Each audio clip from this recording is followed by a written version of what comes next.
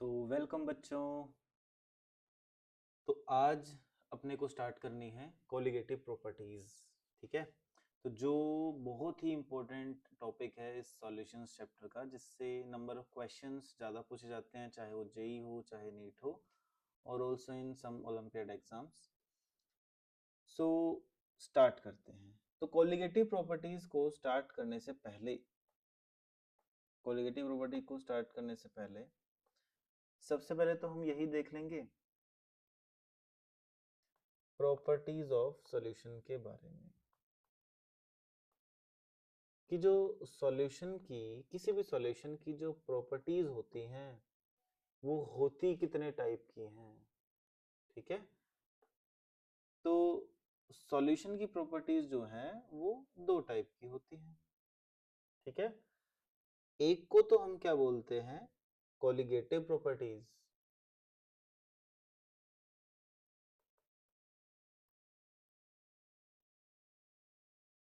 ठीक है। और दूसरी प्रॉपर्टी ऑफ सॉल्यूशन को हम बोलते हैं कॉन्स्टिट्यूशनल प्रॉपर्टी ऑफ सॉल्यूशन, या प्रॉपर्टीज बोल दिया मैंने। ठीक है। ध्यान से समझना भाई इस टॉपिक को, है ना। अब व्हाट आर कोलिगेटिव प्रॉपर्टीज? तो ये सॉल्यूशन की वो प्रॉपर्टीज है जो सिर्फ और सिर्फ सोल्यूट के नंबर पे डिपेंड करती है। ठीक है। नंबर पे डिपेंड करती है। तो ध्यान रखना, मैं डेफिनेशन लिखता हूं। Properties of solution which depends on the total number of solute particles,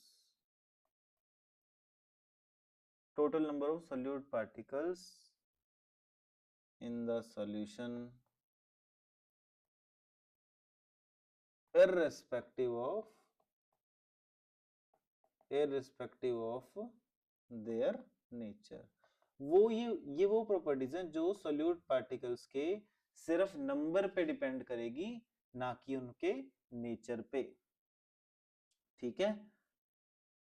और एक और बात इसमें नोट करके, जो एनसीईआरटी में नहीं लिखी हुई बट आपको ध्यान रखना है, कि ये जो कोलिगेटिव प्रॉपर्टीज है ना, वो सही बात है सॉल्यूट के नंबर पे डिपेंड करता है। और पता है किस पर डिपेंड करती है? also depends on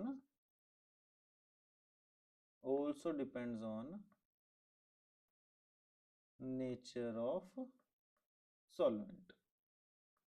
ये जो कोलिगेटिव प्रॉपर्टीज है सॉल्वेंट के भी नेचर पे डिपेंड करती हैं। आ रही है बात समझ में? अब जैसे जैसे मैंने ये बोला ना कि ये जो कोलिगेटिव प्रॉपर्टीज हैं वो सॉल्यूट के नेचर पे डिपेंड नहीं करती, मैंने तो ये बोला है।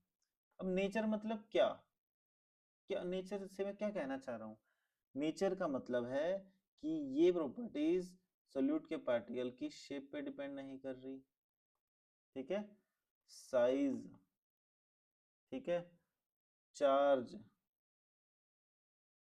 एक्सेट्रा एक्सेट्रा, इन सभी प्रॉपर्टीज पे डिपेंड नहीं करती। शेप कैसी है, साइज कैसा है, चार्ज है या नहीं है, न्यूट्रल है या नहीं है, इन पे कुछ फर्क ही नहीं पड़ेगा। ठीक है। अब जो कॉन्स्टिट्यूशनल प्रॉपर्टीज हैं ये क्या होती हैं? ये वो प्रॉपर्टीज हैं, properties which depends on nature and also on number of solute particles। ठीक है। ये प्रॉपर्टीज वो हैं जो किस पे डिपेंड कर रही है? नेचर पे भी डिपेंड कर रही है सोल्यूट पार्टिकल्स के, और किन पे डिपेंड कर रही है? उनके नंबर पे भी डिपेंड कर रही है। ठीक है। तो उनको हम लोग क्या बोलते हैं? कॉन्स्टिट्यूशनल प्रॉपर्टीज कहते हैं। अब यहाँ पर भी नोट करके मैं सेम बात लिखूंगा कि जो ये कॉन्स्टिट्यूशनल प्रॉपर्टी होती है ना सॉल्यूशन की, ये भी सोलवेंट पे डिपेंड करती ही करती हैं। कॉन्स्टिट्यूशनल जो प्रॉपर्टीज मैं बताऊं कौन कौन सी होती हैं? also depends on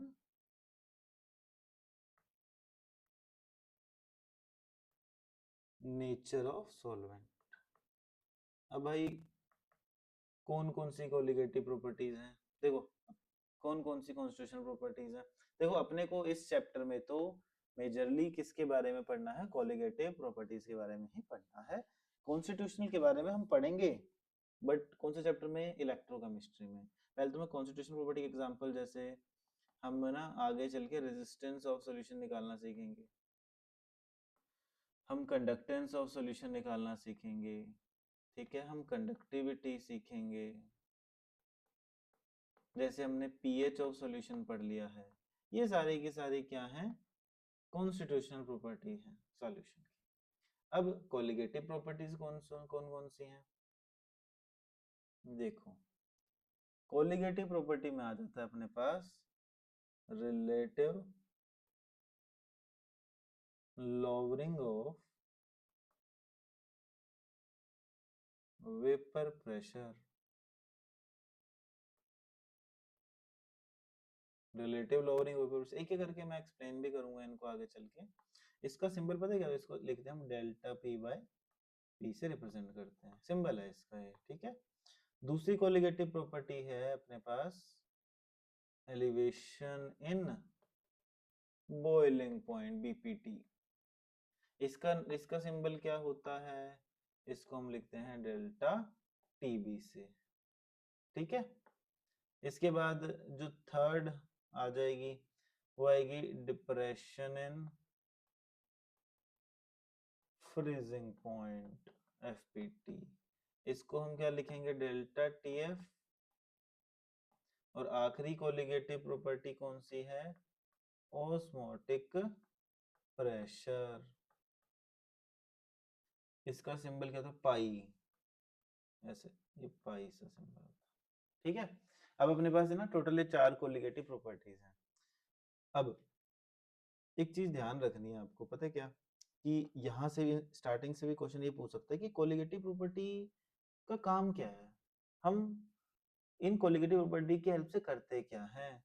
तो नोट करके लिख देता हूँ कुछ बातों को, नोट करके 2 बातें लिखूंगा। पहला तो colligative property are used, use क्यों करते, used to determine the molecular mass, molecular mass of unknown solute. मेरे पास कोई अननोन सोल्यूट है, मैं उसका मास निकालने के लिए, मॉलिक्यूलर मास निकालने के लिए कोलिगेटिव प्रॉपर्टी की हेल्प लेता हूँ। दूसरी बात इसमें क्या ध्यान रखनी है कि इन चारों कोलिगेटिव प्रॉपर्टी से मैं मास निकालूंगा, लेकिन बेस्ट कोलिगेटिव प्रॉपर्टी कौन सी है, best colligative property for molecular mass determination, mass determination पता कौन सी होती है, वो होती है अपनी ओस्मोटिक प्रेशर। क्यों होती है वो मैं आगे जब पढ़ाऊंगा ना इसको तो आपको सिखा दूंगा। ऑस्मोटिक प्रेशर क्लियर है, ये बेसिक बेसिक बात है, ठीक है। अब मैं शुरू करूंगा यहाँ पे सबसे पहली colligative property relative lowering of vapour pressure. Relative lowering of vapour pressure ये क्या कह रहा है, ठीक है, ध्यान से समझना। तो इसमें क्या है, कहते हैं कि when a non-volatile solute, non-volatile solute बताऊंगा non-volatile solute क्या होता है, when a non-volatile solute is added to the pure solvent, its vapor pressure, उसका जो वेपर प्रेशर है पता क्या हो जाएगा, डिक्रीज हो जाएगा, ठीक है, डिक्रीज हो जाएगा। अब देखना कैसे क्या कुछ कहना चाह रहे हैं ये, जैसे अपने पास ये है प्योर सॉल्वेंट, ध्यान से समझना, डिब्बा पैक कर दिया मैंने, ये अपने पास सॉल्वेंट है, ए सॉल्वेंट है, ठीक है। तो यहाँ पे ए के वेपर बने, ये बन गए ए के कुछ वेपर, और ये वेपर्स लगा रहे हैं, प्रेशर कितना पी नोट। आ रही बात समझ में। अब तुमने इसमें क्या डाल दिया, एक नीला नीला नॉन वोलेटाइल सोल्यूट। अब ध्यान रखना नॉन वोलेटाइल सोल्यूट क्या होता है, ध्यान से समझना। ये वो सोल्यूट है जो अपनी फेज चेंज नहीं करता। अ solute which does not undergoes phase change। मतलब ना तो इस सॉल्यूट के वेपर्स बनेंगे, और आगे चल के हम टॉपिक पढ़ेंगे ना freezing point, depression freezing point, तो दूसरी बात में ध्यान रखना ना ही ये फ्रीज होता है, ना ये वेपर में कन्वर्ट होगा, ना ये फ्रीज होगा, अपनी फेज चेंज ही नहीं करता ये। ठीक है। तो जब मैंने इस ए सॉल्वेंट में नॉन वोलेटाइल सॉल्यूट डाला तो देखो अब यहाँ पे क्या बनता है सिस्टम अपना, कि ये जो तुम्हें दिख रहा है ये जो प्योर लिक्विड के पार्टिकल्स है, ये ना इनके पास पहले कोई दिक्कत ही नहीं थी, बड़े आराम से बड़े प्यार से सबके सब ऊपर भाग रहे थे, है ना। लेकिन भागेंगे तो अब भी ऊपर। लेकिन प्रॉब्लम क्या हुई, जैसे तुमने नॉन वोलेटाइल सॉल्यूट डाला, ये देखो ये ना इसकी सरफेस पे आके बैठ गया। ठीक है, आके बैठ गया सॉल्यूट के पार्टिकल। तो ये जो नीले नीले क्या है, नॉन वोलेटाइल सॉल्यूट। ठीक है। अब कुछ और बातों को ध्यान रखना कि मैं सिस्टम का टेम्परेचर कांस्टेंट मान रहा हूँ, मतलब मान लो अगर यहाँ पे टेम्परेचर 25 डिग्री है सिस्टम का, यहाँ पर भी 25 डिग्री है, और यहाँ पर जब तुमने कोई नॉन वोलेटाइल सॉल्यूट नहीं डाला था इस प्योर सॉल्वेंट में, तो इसका प्रेशर पी नोट था। लेकिन जैसे ही तुमने नॉन वोलेटाइल सॉल्यूट डाला, तो अब ऊपर इसके वेपर्स भी क्या बन रहे हैं, कम बन रहे हैं। तो यहाँ पर अब क्योंकि तुमने सॉल्वेंट में सॉल्यूट डाल दिया तो यहाँ पे सॉल्यूशन बन गया, तो यहाँ पर मैं लिख रहा हूँ this is the pressure of solution. समझ में आ रही बात, this is the pressure of solution. अब आप खुद बताओ प्रेशर कौन सा ज्यादा होगा, पी नोट ज्यादा होगा या पीएस ज्यादा होगा। ऑब्वियस सी बात है कि पी नोट ही ज्यादा हो किससे, पीएस से। पी नोट ज्यादा ही तो होगा ना पीएस से, है ना, क्योंकि नॉन वोलेटाइल सॉल्यूट ने तो सरफेस ऑक्यूपाई कर लिया, जिसकी वजह से अब वेपर्स अच्छे से बन नहीं पा रहे। यहाँ तक क्लियर हुआ। ठीक है। अब तो ये जो, तो ध्यान रखना यहाँ पे जो ये पी नोट ओरिजिनल प्रेशर था जो ज्यादा था, से यहाँ पे किस पे पहुंच गया, ये पीएस, फाइनली पीएस पे आ गया नॉन वोलेटाइल सॉल्यूट डालने के बाद। तो ये जो डिफरेंस है ना, इस डिफरेंस को पता है हम लोग क्या बोलते हैं, इसको हम बोलते हैं लोअरिंग इन वेपर प्रेशर। ठीक है। तो ये लोअरिंग इन वेपर प्रेशर को भी हम कोलिगेटिव प्रॉपर्टी कहते हैं, जो एक बुक है पूरी शर्मा पठानिया ग्रेजुएशन या पोस्ट ग्रेजुएशन लेवल की, उसमें दे रखा है। तो lowering in vapour pressure it is also a CP colligative property. ध्यान रखना एनसीईआरटी में नहीं है, बट ध्यान रखना इन केस कभी क्वेश्चन पूछ लेता है तो। अब देखो, अब यहाँ पर मैं लगाऊंगा राउल्ट्स लॉ। ध्यान रखना फिर से, हम चाहे जितनी भी कोलिगेटिव प्रॉपर्टी पढ़ेंगे, तो यहाँ पे सॉल्यूशन, सॉल्यूशन पता कैसा रखना अपने को, आइडियल। मतलब सोल्यूट सोल्यूट की इंटरेक्शन बराबर सॉल्वेंट सॉल्वेंट की इंटरेक्शन, ये रहेंगी, है ना। देखो, तो यहाँ पे अब मैं लगाऊंगा अप्लाइंग राउल्ट्स लॉ। हाँ एक चीज और, एक चीज और, ठीक है, कि सॉल्यूशन एक तो अपना आइडियल सॉल्यूशन है, ऊपर से हम जितने भी सॉल्यूशन पढ़ेंगे ना यहाँ पे सारे के सारे पता कैसे रहेंगे, डाइल्यूट सॉल्यूशन है। ये ना दो कंडीशंस लिखी हुई है एनसीईआरटी में, कि हम जो कोलिगेटिव प्रॉपर्टी पढ़ रहे हैं उसमें सॉल्यूशन आइडियल है, और सॉल्यूशन क्या है, सारे के सारे डाइल्यूट सॉल्यूशंस हैं। ठीक है। हाँ अब कंटिन्यू हम कर सकते हैं। तो एनसीईआरटी के पॉइंट्स भी कवर करने थोड़े जरूरी हो जाते हैं आप लोगों के लिए।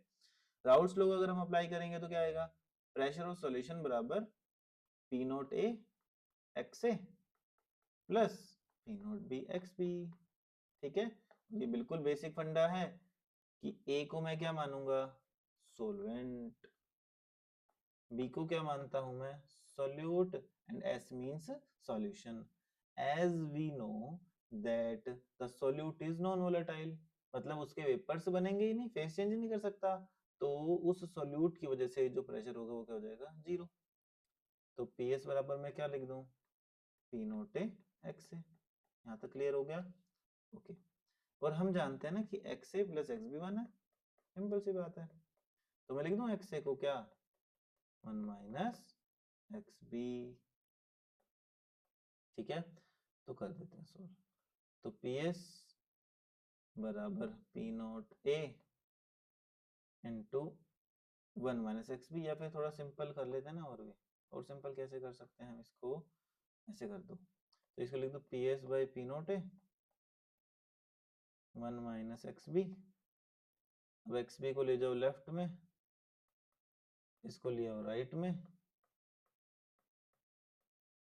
इसको सोल्व करेंगे क्या आएगा, ये आ गया ना P not A minus PS upon P not A, ये किसके इक्वल हो गया XB के बराबर। And this P not A minus PS upon P not A, इस पूरे को हम पता है क्या बोलते हैं, relative lowering of vapour pressure. ऊपर P not A minus PS is lowering in vapour pressure, उसको जब मैं चेक कर रहा हूँ विद रिस्पेक्ट टू A के प्रेशर, मतलब डिवाइडेड बाय अगर P नॉट A कर दूंगा तो वो क्या हो जाएगा, relative lowering in vapour pressure, है ना। मैं इस क्वेश्चन को थोड़ा सा सोल्व करता हूँ, फर्दर सोल्व अगर मैं करूँ तो यहाँ पे इसको ऐसे कर दिया मैंने, ठीक है, ऊपर वाले का पार्ट है। अब इसको मैं सोल्व करता हूँ, ध्यान से समझना है, अभी खत्म नहीं है ये चीजें, ठीक है। तो मैं P not A minus PS upon P not A किसके बराबर हो, XB को लिख दूंगा number of moles of solute upon A plus B, ठीक है। देखो अब ध्यान रखना, इफ NB का अमाउंट बहुत कम है किससे, Na से, मान लिया।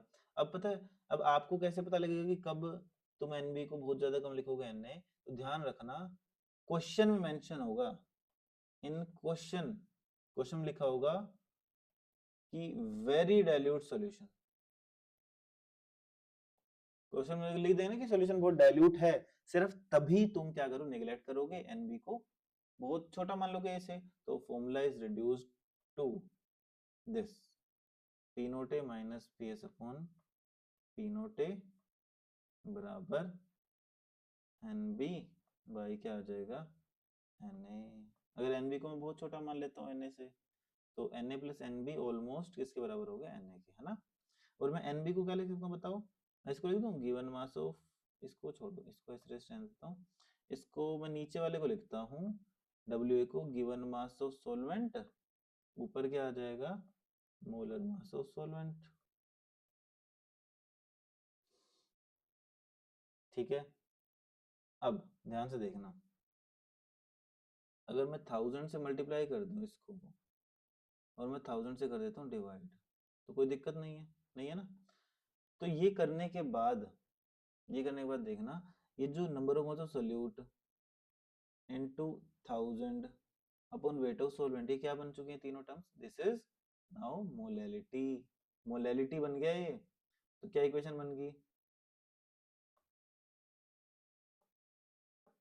इक्वेशन आ चुकी है अपने पास P नोट A माइनस, बताओ PS अपॉन में P naught A is equals to molality into molar mass of solvent upon में 1000।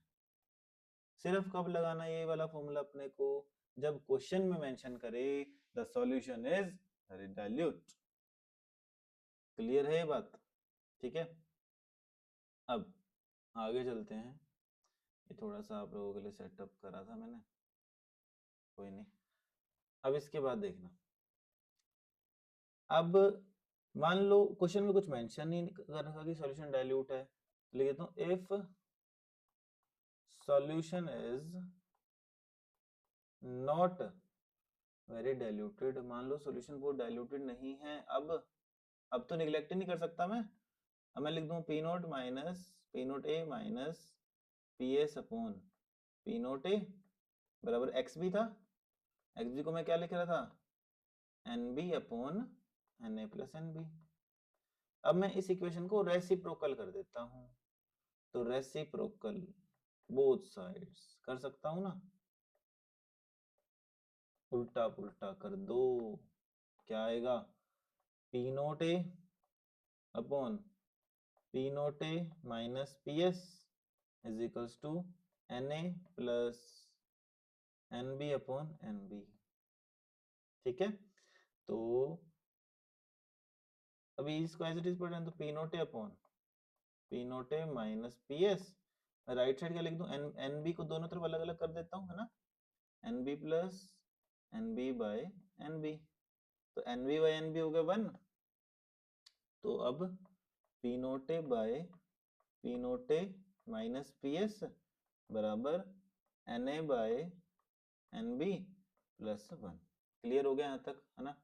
अब बाकी मैं राइट साइड लिख देता हूँ। अब मैं राइट में जो बना है उसे लेफ्ट साइड ले जाता हूँ, ठीक है, तो ये आएगा P note A upon P note A minus P S minus 1 बराबर N A by N B. Clear हो गया।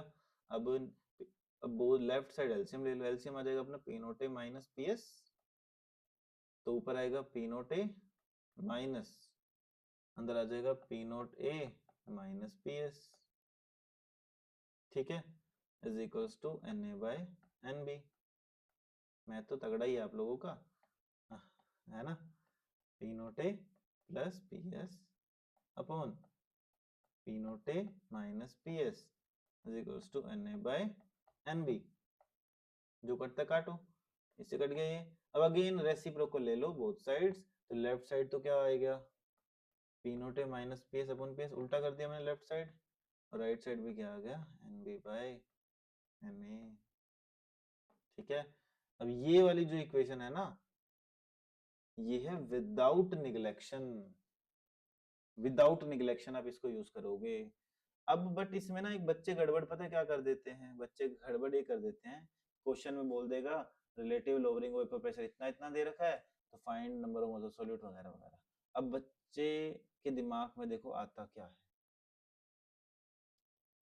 अब ये जो P note A minus P S upon P S है ना, ये क्या, ये relative lowering of vapour pressure है ना, relative lowering of vapour pressure होता है P note A minus P S upon P note A. Clear है, तो दिस इज नॉट, ये चीज मैं लिख रहा हूं specially, this is not RLVP, ये रिलेटिव लोअरिंग वेपर प्रेशर नहीं है, वो तो P note A minus P S upon P note A ही रहेगा। ठीक है, अब मैंने फिर थोड़ा भी करवाया था ना, राइट साइड अगर N B by N A आता है तो मैं इसको मोलैलिटी में चेंज कैसे करता हूँ, मैं डायरेक्ट लिख दूं इन टर्म्स ऑफ मोलैलिटी, तो P note A minus P S upon P S is equals to molality into molar mass of solvent upon में 1000। Take care in the mind कि भाई ये फॉर्मूला जो है विदाउट निगलेक्शन एग्जैक्ट आंसर आएगा। तो मेरी अगर आप बात मानो तो जब भी क्वेश्चन करो relative lowering of vapour pressure के ना, ठीक है, तो हमेशा विदाउट निगलेक्शन वाला ही यूज कर लो। समझ में आ गई बात, ठीक है। तो ना एक चीज इसमें एक छोटी सी बात और बतानी है तुम लोगों को, कि ना कई बार ना एग्जाम में क्वेश्चन आ जाता है कि बताओ कौन सा एक्सप्रेशन करेक्ट है फॉर आरएलवीपी। तो देखना कुछ बुक्स में, पता है कुछ बुक्स में KUCH, कुछ बुक्स में number of moles of solute को पता है किससे रिप्रेजेंट करा, छोटे n से, ध्यान रखना, और number of moles of solvent को ऐसे लिख रहा किससे, पता बड़े n से। ध्यान रखना इस चीज को, क्वेश्चन आ जाता है। तो आरएलवीपी का अगर तुम रिलेशन लिखे कोई पूछे तो P nought minus P S upon P nought is equals to n upon small n plus capital N. Small n और कैपिटल एन आपको बता दिया, और जैसे हम ऊपर पी नोट लिख रहे हैं ना, तो यहाँ पे ये जो पी नोट है वो क्या होगा, vapour pressure of pure solvent, और पी एस तो आपको पता ही है, वेपर प्रेशर ऑफ क्या रहेगा, ये सॉल्यूशन। हो जाएगा आराम से, ठीक है, इजीली हो जाएंगी ये सारी चीजें आपसे सॉल्व। चलो अब मैं इस आगे आप लोगों को पढ़ाता हूँ। देखो ये तो चलो हम थ्योरेटिकली ये चीजें सारी की सारी कर रहे हैं राउल्ट्स लॉ की हेल्प से। तो relative lowering of vapour pressure को निकालने के लिए ना एक एक्सपेरिमेंटल मेथड भी होता है, ठीक है, एक एक्सपेरिमेंटल मेथड होता है, और जिस मेथड को हम लोग क्या बोलते हैं, Ostwald and Walker's dynamic method. ये है experimental method to determine the relative lowering in vapour pressure. ठीक है, तो चलिए अब इसको शुरू करते हैं। तो ध्यान से समझना, ज्यादा डिफिकल्ट नहीं, क्योंकि इसमें थ्योरी थोड़ी सी ज्यादा सम लिखनी थी, तो मैंने बुक से उठा के सीधा छाप दिया यहाँ पे। बस एक्सप्लेन कर दूं, आपको समझ में भी आ जाए, कोई खास दिक्कत नहीं आने वाली आप लोगों को। ठीक है, अब ध्यान से समझना। अब ये जो ओस्टवाल्ड एंड वोकर मेथड है, इसमें पहली बात तो ये ना नीट में है ही नहीं, ये है एडवांस के लिए एंड फॉर ओलंपियाड आल्सो, ज्यादा डिफिकल्ट नहीं है।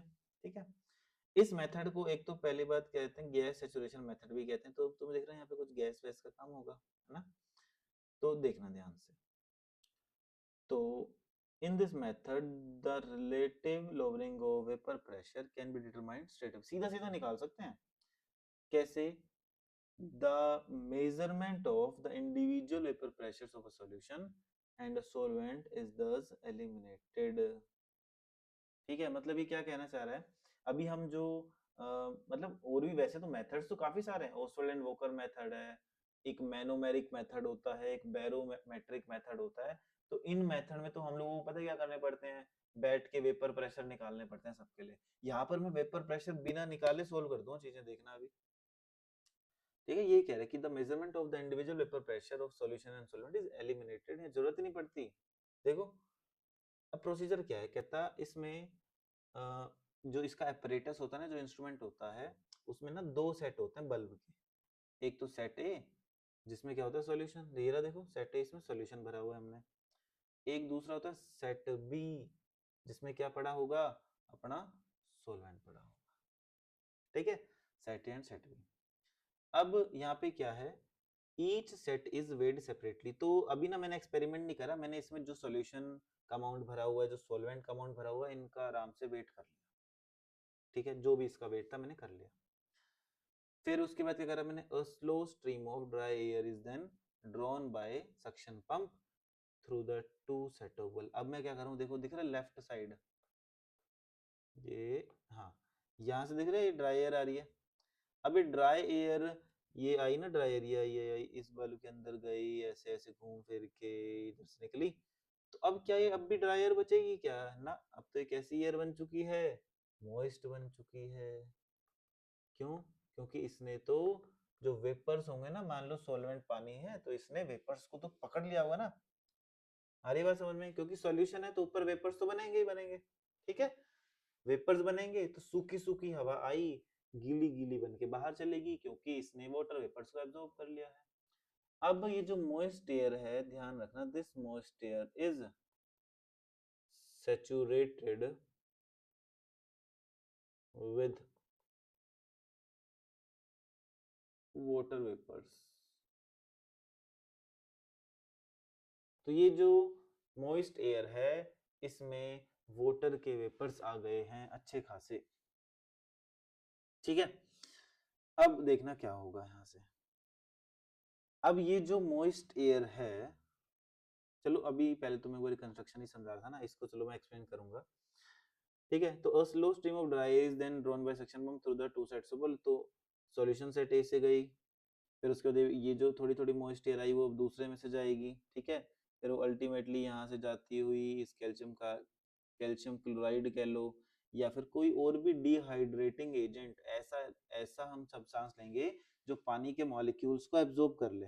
ठीक है, तो यहाँ पे हमने CaCl2 ले लिया, आप कंसंट्रेटेड H2SO4 ले सकते हो, आप anhydrous ZnCl2, anhydrous AlCl3, anhydrous P2O5, P4O10, बहुत सारे डिफरेंट डिफरेंट रिएजेंट्स को आप प्रयोग कर सकते हैं। ठीक है, देखना, तो एट द एंड ऑफ, जब तुमने ये सारा काम कर लिया, गैसेस वैसेस को पास कर ली, तो फिर इन सेट को हमने दोबारा वेट करा, सेट ए को वेट करा, सेट बी को वेट करा। क्यों वेट करा? क्योंकि तुम जानते हो कि जब सॉल्यूशन, मान लो तुमने फॉर एग्जांपल 10 ग्राम लिया था, तो इसके 1 ग्राम वेपर बन गए ना, तो ड्राई एयर कितने वेपर लेके गई, तो कुछ तो वेट कम होगा ही सॉल्यूशन का।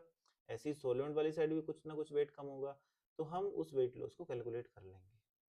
ठीक है, और from the loss of weight in each of the two set, कितना मास लॉस हुआ, तो वहां से मैं लोअरिंग को क्या कर लूंगा, कैलकुलेट कर लूंगा। यहाँ पे ना भैया एक कंडीशन ध्यान रखना, कि जो टेम्परेचर होगा ना एयर का, सॉल्यूशन का, सॉल्वेंट का ये नहीं छेड़ना, जो जिस शुरू में जो टेम्परेचर था वही अंत तक रहना चाहिए।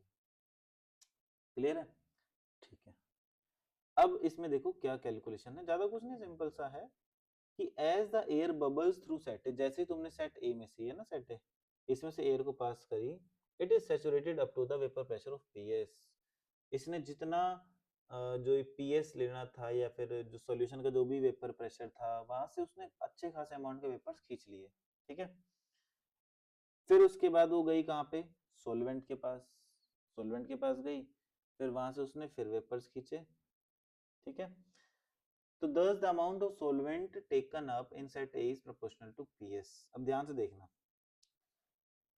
अब यहाँ पर क्या है, जो लॉस इन वेट होगा, ये जो सॉल्यूशन है ना, जब इसमें से तुम ड्राई एयर को पास करोगे तो कुछ तो वेट लॉस होगा ही, क्योंकि क्योंकि उस ड्राई एयर ने ना इस सॉल्यूशन के वेपर्स को खा गई। तो हम ये लिख सकते हैं कि जो लॉस इन वेट होगा, जो वेट लॉस होगा, वो किसके प्रोपोर्शनल होगा, पीएस के। मैं ऐसे लिख रहा हूं कि W1 is proportional to PS. पहले कंपार्टमेंट में जो वजन कम हुआ वो सॉल्यूशन के वेपर प्रेशर के प्रोपोर्शनल, मतलब जितना ज्यादा सॉल्यूशन का वेपर प्रेशर, मतलब ऊपर उतने वेपर्स होंगे, और जितने ज्यादा ऊपर वेपर्स होंगे उतने ही ज्यादा ये ड्राई एयर वेपर्स को अपने साथ ले जाएगी, उतना ही ज्यादा मास कम हो जाएगा। आ रही बात समझ में? अगर ऊपर थोड़े थोड़े वेपर बनेंगे तो थोड़ा थोड़ा मास कम होगा, ज्यादा ज्यादा वेपर बनेंगे तो ज्यादा ज्यादा मास कम होगा, क्योंकि ड्राई एयर तो भूखी है, जितने वेपर आ सकते हैं उतने चले जाओ उसके। ठीक है। अब second, loss in weight second compartment में, ये किसके बराबर होगा, देखो अब पता हुआ क्या है कि सोल सेट बी में एयर आने से पहले वो ए में से गुजर चुकी है, तो उसका थोड़ा बहुत तो पेट भैया भर गया, थोड़ा पेट तो भर के आई है ना वो अपना। तो अब यहाँ पर W2 किसके प्रोपोर्शनल होगा, पी नॉट या फिर पी, वेयर पी पता है क्या है, P is pressure of pure solvent, vapour pressure of pure solvent minus PS.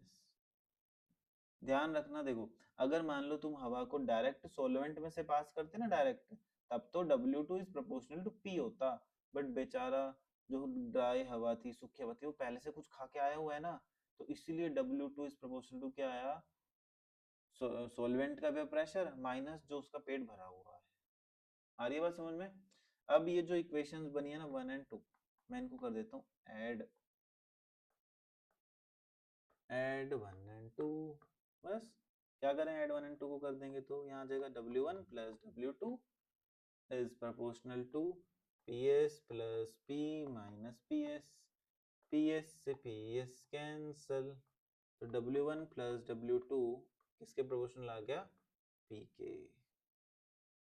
ठीक है। दूसरी इक्वेशन क्या, W2 is proportional to P minus PS के। अब ये जो इक्वेशन नंबर 2 और 3 है ना, अब सारा खेला इसका। ठीक है। अब सारा खेल इसका है, तो इसमें मैं यहाँ पे लिख देता हूँ ऐसे साइड में। अब मैं इक्वेशन 2 और 3 को डिवाइड करता हूँ, डिवाइड 2 बाई 3, इक्वेशन 2 को 3 से डिवाइड कर दो तो क्या आया, क्या आ गया, क्या आ गया, लिख दो ना P minus P S upon P, तो लिख दो P minus P S upon P is equal to बताओ क्या आएगा, W2 अपॉन में W1 प्लस W2। अब वेयर W2 क्या है बताओ, वेट लॉस ऑफ सॉल्वेंट,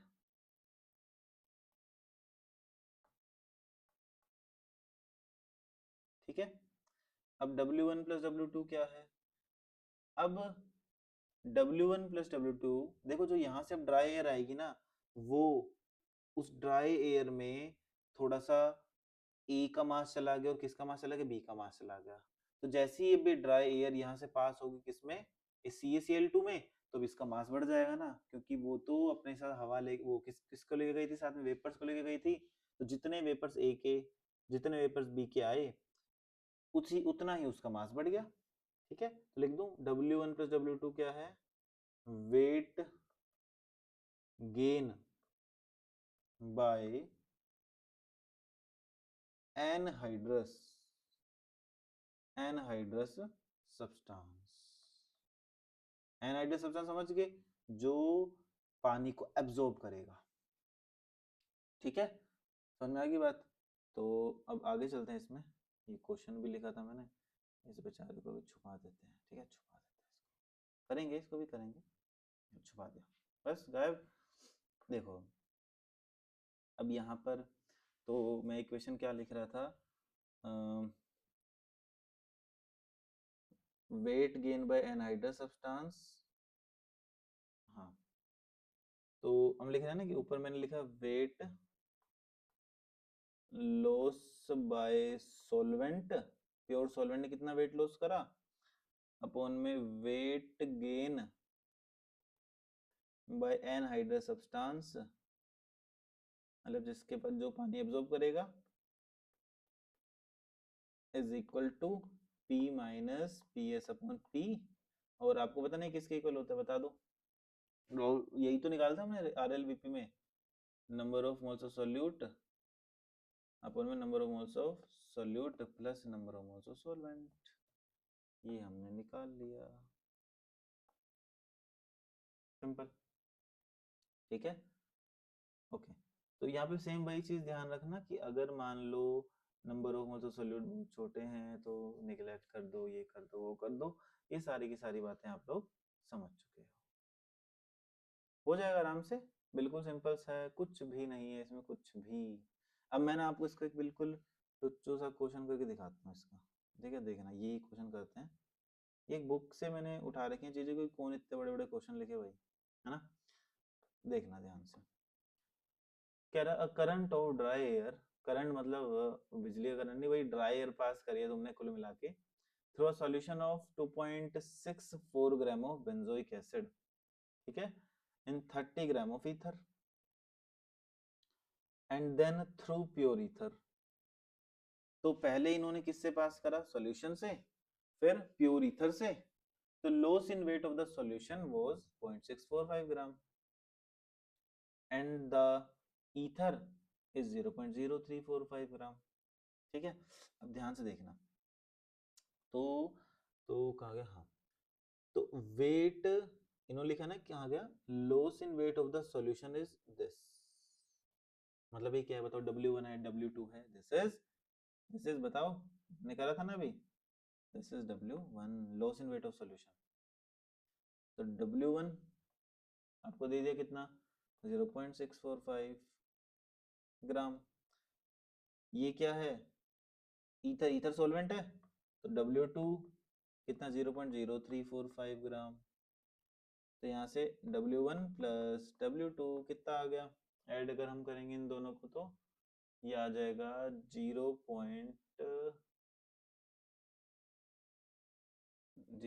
कितना हो गया, ये 0.0345 है ना, 0.6795 ग्राम हो गया, है ना। ठीक है, इन्होंने क्या पूछा, व्हाट इज द मॉलिक्यूलर, खत्म क्वेश्चन है ये तो। देखो अभी पढ़ाया था जिसमें मैंने, ये रहा ना, W2 by W1 plus W2 is equal to P minus P S, और P माइनस पी एस किसके बराबर है, NB upon NB plus Na। कर दो, W2 upon W1 plus W2 is equals to P minus P S upon P is equals to NB by Na। Simple, NB by Na plus NB। ठीक है, तो इसको solve कर सकते हैं आराम से। थोड़ा आराम से तो नहीं कहूँगा मैं, लेकिन हाँ कैलकुलेशन तो लगेगी भैया। 0.6795 is equals to NB upon में Na प्लस NB। वही रेसिप्रोकल कर दो इसको, रेसिप्रोकल कर दें तो मैं इसे ऐसे लिख दूं, Na बाय, देखना मैं तुम्हें समझ में आ रहा है कि मैंने क्या लिखा, 0.6795 अपॉन में 0.0345। ठीक है, अब वन को उस साइड ले जाओ, तो 0.6795, ज़्यादा मैं नहीं करूँगा यार पूरा सॉल्व, -1 बराबर Na बाय NB। अब number of moles of solvent, given mass of solvent दे रखा है, ये रहा 30 ग्राम।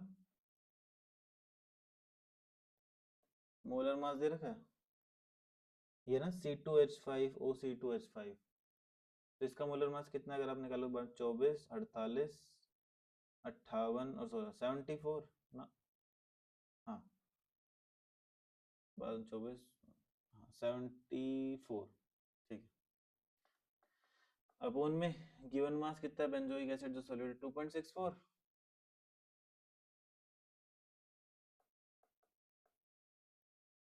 तो यहाँ पे मॉलिक्यूलर मास सोल्व करोगे तो मॉलिक्यूलर मास की वैल्यू आ जाएगी 122 ग्राम की अप्रोक्स।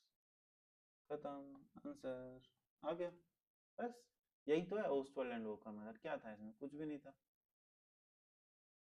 आई बात समझ में? ठीक है, ओके। तो मैंने एक और क्वेश्चन लिख रखा है आपके लिए, ये रहा। ठीक है, इसको आपको सोल्व करना है और इसका आंसर मुझे बताना। बाकी मैं आंसर आप कहो तो लिख भी देता हूँ। तो इसका जो आंसर आएगा ना सोल्व करके, वो 93.6 आएगा। ठीक है, 93.6। तो मैं यहाँ पे यूनिट लिख दूँ, ग्राम पर मोल होती है ना मोलर मास की यूनिट। ठीक है, तो इसको सोल्व करना आप लोग, है ना, अच्छे से। चलो, तो बच्चों मिलते हैं हम नेक्स्ट क्लास में। अपना ये relative lowering of vapour pressure वाला टॉपिक खत्म हो गया है।